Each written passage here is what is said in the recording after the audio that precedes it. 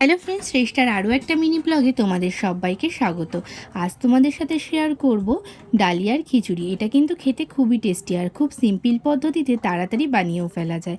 আর খিচুড়ির সাথে খাওয়ার জন্য পাঁপড় ভাজা, পটল ভাজা, বেগুন ভাজা, আলু ভাজা এগুলো করা হয়েছিল। প্রথমেই আলু আর কুমড়োটাকে নুন হলুদ দিয়ে একটু কষিয়ে নেওয়া হলো। তারপরে মুগের ডালটাকে নুন জল দিয়ে সিদ্ধ বসিয়ে দেওয়া হলো। ডালিয়াটাকে ধুয়ে নেওয়া হলো। কড়াইয়ের মধ্যে জিরা আর তেজপাতা সম্বার দিয়ে লঙ্কার গুঁড়ো, জিরার গুঁড়ো দিয়ে মশলাটাকে কষানো হলো। সাথে দেওয়া হলো সন্ধক লবণ আর হলুদ আর চেরা কাঁচা লঙ্কা, পরিমাণ মতন চিনি। আর এই উপোসের দিনে কিন্তু নর্মাল লবণ খাওয়া যায় না, সন্ধক লবণই খেতে হয়। আলু আর কুমড়োটাকে একটুখানি মশলার মধ্যে দিয়ে কষিয়ে সেটা খিচুড়ির মধ্যে দিয়ে দেওয়া হলো।